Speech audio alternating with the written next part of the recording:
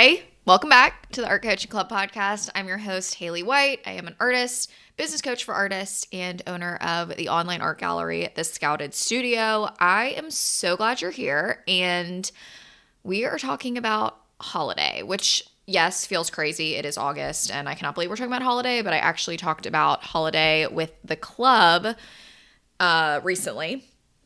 And it's time, because I think if you want to do anything holiday well, so whether that be ornaments, calendars, all that stuff, you really have to, if not do the prep work, the ordering, the starting now, at least do your planning. Because the biggest thing I see is so many artists that do lean into holiday.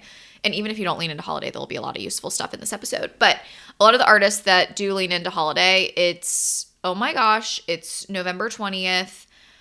I need to paint all my ornaments. I need to scramble. I'm going to dump them all on my website. And then all of a sudden I'm so overwhelmed. I didn't charge enough. Those took me so long. Why did I do that?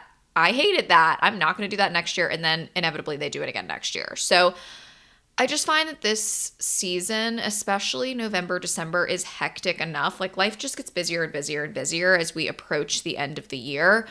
Why not plan ahead and make our business not add to that chaos? So what I want to talk about today is really how to think about one aspect of the marketing around this season. There's so much we could go into around holiday, and I'm actually going to break a lot down in my Substack that goes even deeper on some of this stuff. So definitely make sure you are subscribed.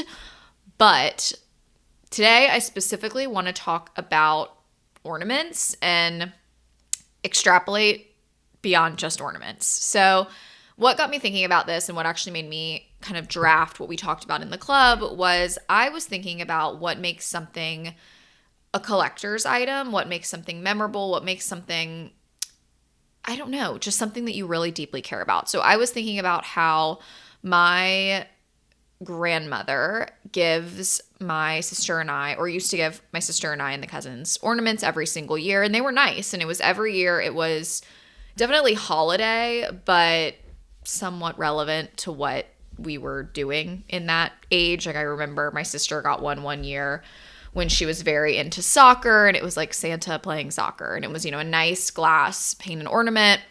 And every year we would get something like that. And sometimes it was just a nice Santa. I think one year I got like a Barbie one. It was themed based on whatever age we were, basically, and what we were into. And they were nice, and they were beautifully packaged. They were always, personal, like I mentioned. And it was kind of related to whatever we were into that year, whichever milestone kind of we were hitting.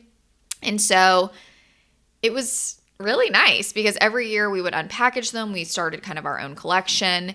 And every year I would think about her. And I also think about, the last year, what was I doing that year? And so they became really, really special. It was so fun for my sister and I to open them together. And then now, having my own home and pulling them out for the tree, it's just a really special experience. And I've been thinking about my grandmother every year when I, start to decorate my tree.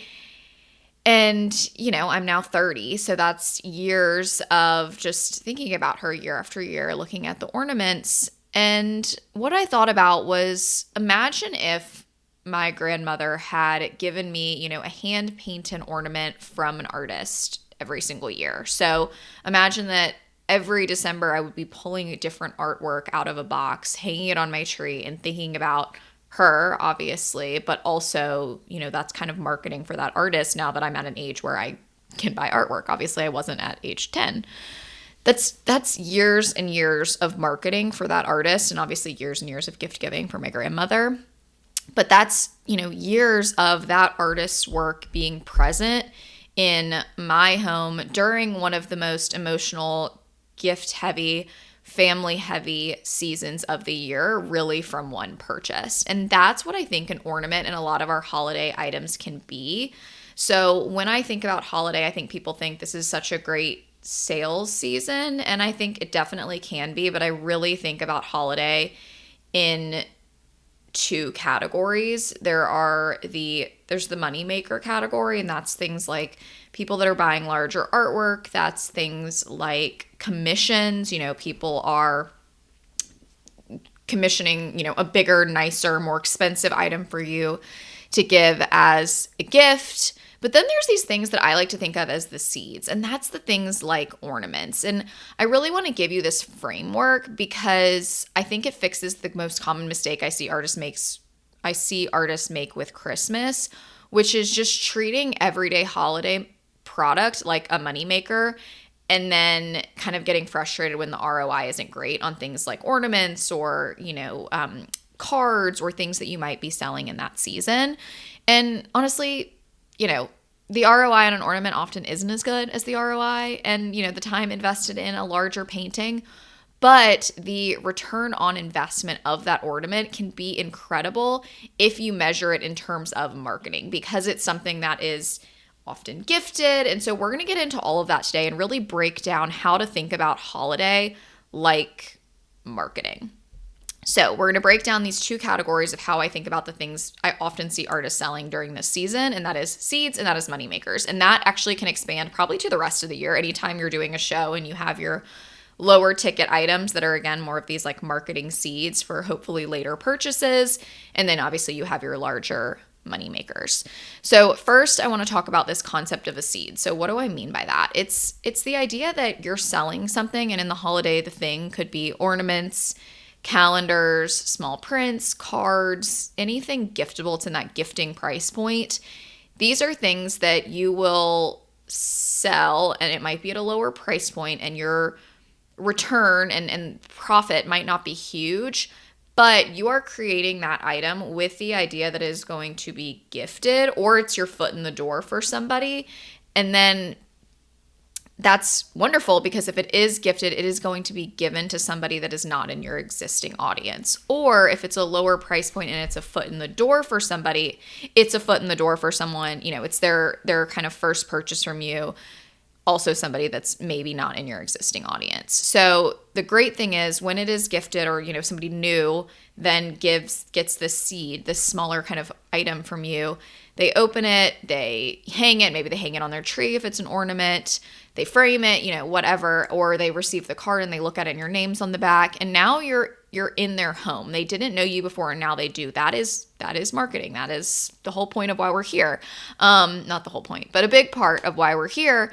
And the revenue obviously is a bonus. Like I'm not saying do this for free, like still make sure these things are profitable, but the real return is that audience that you just planted. So I think a lot of the times we just think about the sale and then we're done. And I think simultaneously when we think about marketing, we think I need to have this huge following and it's social media and it's emails and it's all this digital stuff, or it's actually doing, shows and things like that.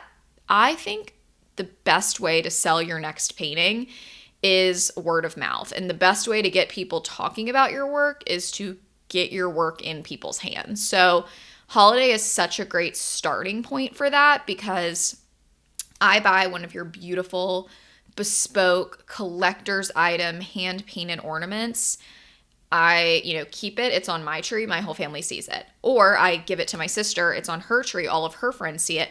It is then talked about. And that can extrapolate beyond, obviously, just ornaments. It's just an easy example when we're talking about holiday. So I think if you can start to think about these things like that, like a seed, you're going to be in such a better position. And some people who I think do this extremely well, and I'll break this down more in Thursday's Substack. One example, Inslee, she makes these beautiful calendars. And the reason I think these are such great examples, and I break down kind of a case study on it in the Substack, is because they still feel extremely premium. They're at a premium price point. So they're speaking to her specific ideal customer. They feel like works of art in themselves, but they're also at a price point that's really strategic to be a nice gift. And I also think pricing is really important. Again, something I break down a little more strategically in the Substack because I need space to really write it out and kind of give you the numbers and show it to you. But the reason I think pricing is so specific in this season with these seeds that I'm talking about is the price point that you're hitting determines who the gift is being given to. And if you price incorrectly, you're missing the mark. So the example I would give is, let's say you're going to a holiday party and you need to bring a bottle of wine. This is me. This is my example. You might not be this way. But a lot of the times I go to the grocery store, I'm in Publix, and I'm just looking for wine that fits the price point of what is appropriate to bring to said event. And I want to kind of extrapolate that to when you are selling artwork as gifts. So I'm not talking about your commissions, I'm not talking about your $1,000 paintings, but when you're like, okay, this is an ornament or it's a card, it needs to fit the psychological mindset of what people expect that gift to cost. So you need to think about, okay, how am I marketing this item? Is it for, a teacher's gift, a neighbor, or is it for a sibling, a spouse, a parent? Is it, something that it's just for their teacher and therefore they don't want to spend more than $30? Or is it, this is a gift they're going to be giving to, their spouse, and therefore they, like, in their mind need to spend at least $100? Like, you need to think about that in two ways, because one, you need to choose the pricing that's going to speak to whatever the item is. So I think coming back to that Inslee example, she has these calendars. They're $85 typically. That's a very nice gift. It still feels premium versus I think if she just charged $25, she actually wouldn't sell as many to her core audience because they'd be like, oh, it's just a cheap calendar. This instead feels like a gift. It feels like a nice gift. So more people buy it, they gift it. The people that receive it know it's a nice gift because of that price point, and they have it in a prominent space in their house all year long. So again, I'll break this down more, but I do think that pricing aspect when it comes to marketing is super specific, because this is a mistake I see a lot of people make during the holiday season. They price too low and actually miss sales because of that. And the same thing goes for pricing too high, absolutely, if it's a gift. But I do see people pricing too low, and then people are like, oh, this is going to be a gift for my sister, and I want to spend more than $30 on her. I want to spend closer to $75, so I'm not going to get this. I'm going to go get something else. And so that's important to think about. It's also important to think about, we were talking about this on the club call, like white elephant gifts or the gift exchange or the ornament swap. I know I did an ornament swap every year in Charleston, and we had it was like a $25 limit or something. And your ornaments might be higher priced than that, and therefore you might not want to market to people doing an ornament swap. So again, you can make really strategic marketing decisions by understanding price point, and therefore if it is a gift, who's it going to be a gift for? So I think that's just a really important sidebar I wanted to make that I'll break down more this week in the newsletter. Second, so that's seeds. And seeds, when you're thinking about marketing, those are the seeds that you are planting for future people to learn about you and hopefully buy a moneymaker. So what is a moneymaker? It is obviously what it sounds like. It is the things that are really bringing you in the income. It's the thing that's paying your bills. So this is your originals. It's larger bespoke items. It is commissions. So I moved away from ornaments in my business just frankly because I'm really bad at painting them. I find painting on a sphere very difficult. But I did used to take a lot of house rendering commissions, and the holiday season was crazy for me because people were gifting these left and right. And when I was just starting out, I wasn't charging probably enough, but I also just wasn't charging that much. And so a lot of these were just gifts people were giving to friends, and they were like, great, can I commission this house? Can I commission this? Can I commission the college house we lived in? Can we do this, this, this, and this? And then as I improved and learned I needed to raise my prices, they became a little bit more of a bespoke item, let's say. And it was interesting because I saw the shift go from like, oh, I'm going to give these to my college roommates to I want to give this to my dad who just sold our family beach house. And it was they were investing in nicer framing, and they were willing to, really work through it with me. And we would change the tree in the backyard to be blooming like when they were at the house. And so it became a more expensive item, and therefore it changed who it was given to. So again, this comes back to that pricing idea of understand your pricing, therefore you understand who it's for.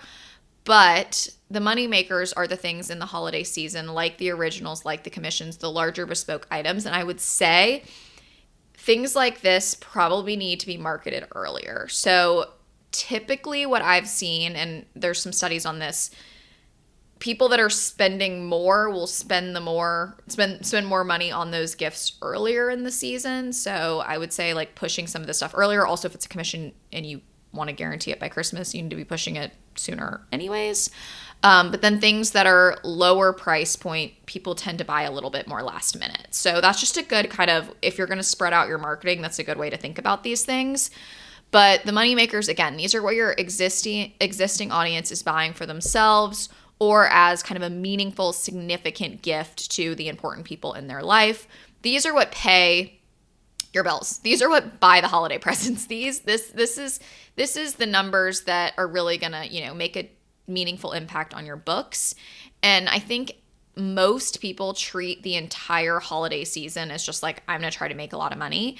And I actually think it's important to decipher if you want to do just kind of focus on like the money makers in this season, or if it really wants to be more of like a seed season for you. And if you're doing a lot of like pop-ups and shows where lower priced goods tend to be the item, maybe you lead more seeds. Maybe you do a mix of both if you've had a lot of success with people buying originals, commissions, and something like an ornament in this season. Or, maybe you're like me and I don't sell a ton of originals in this season. I think my audience is off spending money on other things in November and December. So it's a good time for me to push things like prints that, again, I kind of consider more in that seed category.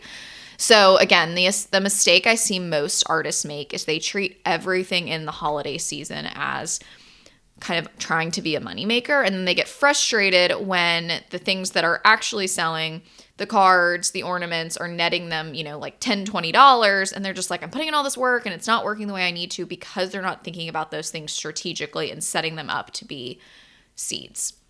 So, really what you need to think about is look at your different product lines and stop measuring things the wrong way. Certain things are more geared towards marketing than a huge profit.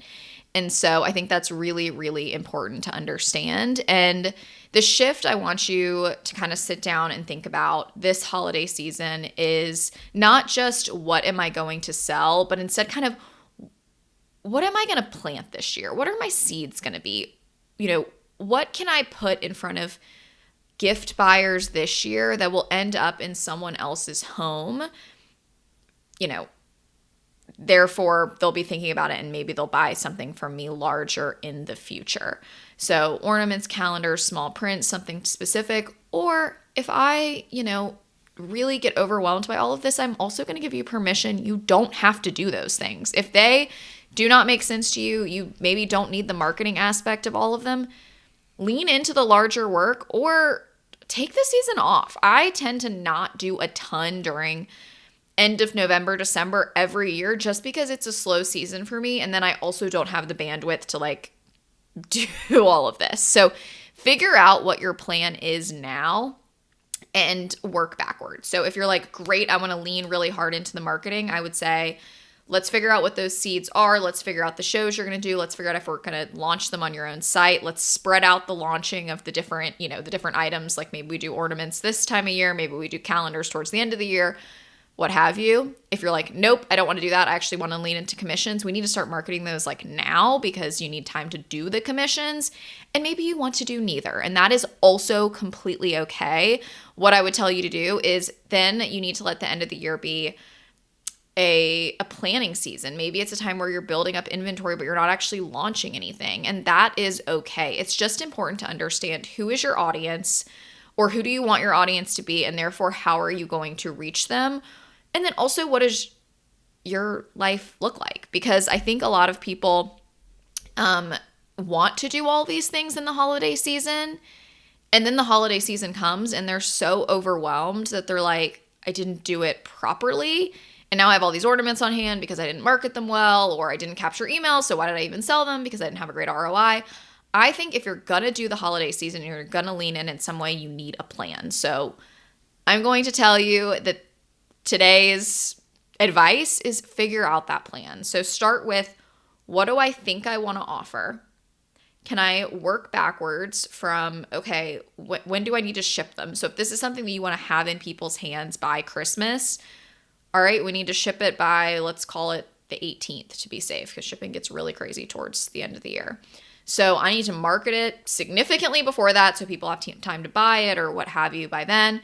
You can do that work backwards, figuring out your whole plan down to even when do I need to buy the supplies to start making the thing. But I think more than anything, I want you to spend the time on what is the marketing strategy.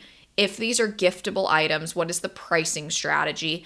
Based on that price, who are they going to be giving them to? And if you can market more strategically, if you can price more strategically and I know for a fact this is such a good gift for X, Y, and Z, and put that idea in their head, or this is the perfect white elephant gift, or this is the perfect, house drawing that you're going to give to your dad to make him think about that beach house he sold this year. Like, if you can get that hyper specific in your marketing, you are going to have such an incredible holiday season. So that's it for me today, touching on holiday. I hope I didn't overwhelm you. I know it's August and you're like, oh my gosh, why is this girl talking about Christmas? But we got to work ahead. And I actually think by planning ahead, I'm doing this so that you feel less overwhelmed later, because it just gets crunch time. It gets chaotic at the end of the year. Naturally, I mean, just it gets crazy anyway. I know holiday parties and Thanksgiving, and then it's all of a sudden it's Christmas. Like, it's really crazy how quickly the end of the year happens, I would say. So if you can plan now and be excited about it, you're gonna enjoy it more, obviously, and then just have so much more success. So I dive into this way more. We went way more into it in the club this week. So if you're interested in something like that, definitely consider adding your name to the wait list. I will drop it in the show notes.